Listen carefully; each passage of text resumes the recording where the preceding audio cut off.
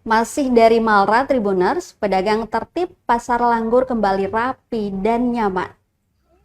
Penataan pedagang kaki lima atau PKL di Pasar Langgur, Kecamatan Kei Kecil, Kabupaten Maluku Tenggara atau Malra mulai dilakukan.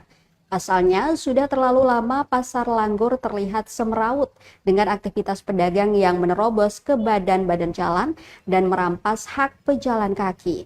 Bahkan bangunan di sisi kiri pasar telah disediakan pemerintah, namun tak kunjung digunakan. Pedagang lebih memilih menggelar dagangan di lahan parkir dan bahu-bahu jalan, sehingga arus lalu lintas keluar masuk pasar terganggu.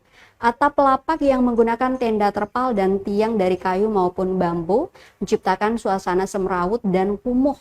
Kakak Nona, salah satu pedagang di Pasar Langgur, mengatakan Kamis 20 Februari 2025, penataan itu dilakukan setelah mendapat persetujuan dari berbagai pihak. Dirinya mengakui sangat diuntungkan dengan penataan itu karena arus lalu lintas keluar masuk ke dalam pasar lancar. Aktivitas pasar pun bisa bertambah ramai. Ia juga mengakui berkat penataan ini mulai dari pedagang sampai pengunjung sudah merasa nyaman dengan keadaan pasar saat ini.